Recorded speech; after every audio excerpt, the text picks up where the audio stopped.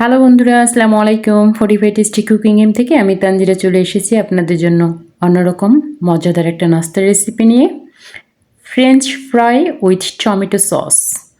খুবই মজাদার একটা নাস্তার রেসিপি। বাচ্চা থেকে বড়রা সবাই এই নাস্তার রেসিপিটা পছন্দ করে।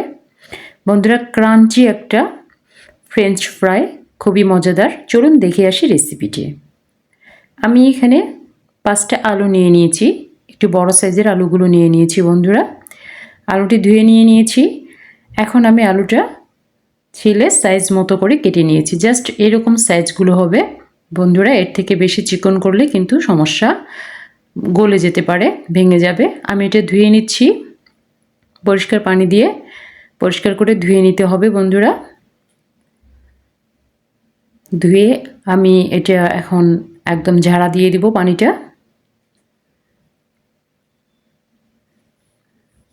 খুবই মজাদার একটা খাবার, খুবই ভালো লাগে এই নাস্তার রেসিপিটা।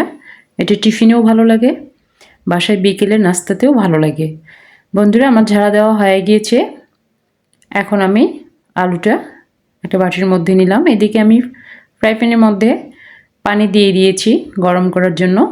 পানিটা বলক দিয়ে এসেছে। এখন আমি আলুগুলো এখানে ঢেলে দিলাম। আলুগুলো এখানে হালকা ভাপে নিব। হালকা ভাপ দেওয়া হয়ে গেলে তারপরে এটা আমি আবার ঝাড়া দিয়ে দিব বন্ধুরা। দেখতে পাচ্ছেন এটা আমার হয়ে গিয়েছে। এখন আমি পানিটা আবার একদম পুরো ঝাড়া দিয়ে দিব, একদম ঠিক এভাবে করে। এবং এবারে আলুর গায়ে এতটুকু পানি থাকা যাবে না, পুরো পানিটা ঝেড়ে নিতে হবে, শুকিয়ে নিতে হবে এক কথায় আলুটা। এদিকে আমি শুকনো মশলাগুলো নিয়ে নিয়েছি হলুদ গুঁড়ো, নিয়ে নিয়েছি এখানে ময়দা হাফ কাপ, নিয়ে নিয়েছি এখানে জিরে বাটা, জিরে গুঁড়ো নিয়ে নিয়েছি, শুকনো লঙ্কার মরিচের গুঁড়ো নিয়ে নিয়েছি, লবণ। বন্ধুরা, এই শুকনো উপকরণগুলো আমি একসঙ্গে মিক্স করে নিব। আমি বাটিটাতে সেই ঝাড়া দেওয়া আলুগুলো ঢেলে দেব। আলুগুলোর মধ্যে আমার এতটুকু পানি নেই এবং আমি এগুলো ফ্যান দিয়ে শুকিয়ে নিয়েছি অলরেডি, ঠান্ডা করে নিয়েছি ফ্যানের বাতাসে। আপনারা এটা করতে পারেন, ফ্যানের বাতাসে শুকিয়ে নেবেন। আমি মশলাগুলো এখন সবগুলো একসঙ্গে মিক্স করে নেব একটা চামচ দিয়ে।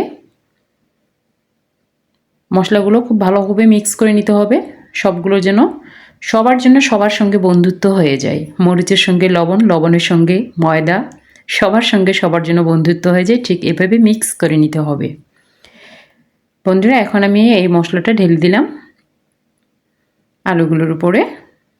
এখন এটা খুব ভালোভাবে মিক্স করে নিতে হবে। প্রত্যেকটা আলুর গায়ে যেন সুন্দরভাবে মিক্স হয়ে যায়, মশলাটা যেন সুন্দরভাবে ঢুকে।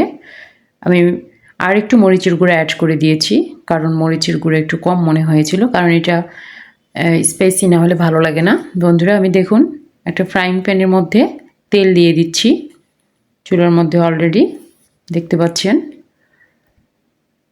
তেলটা আমার গরম হয়ে গিয়েছে। এখন আমি ফ্রেঞ্চ ফ্রাইগুলো ভেজে নিব।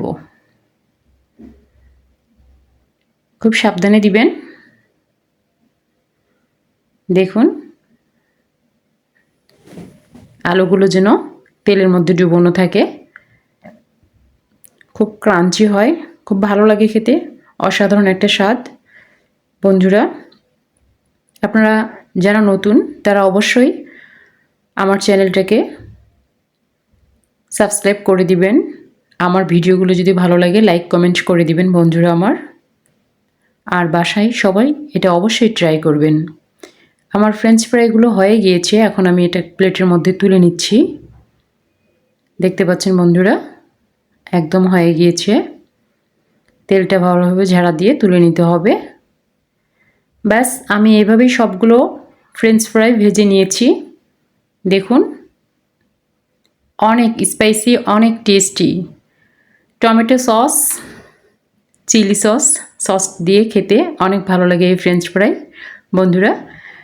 অবশ্যই এটা আপনারা বাসায় ট্রাই করবেন, অনেক মজাদার একটা খাবার।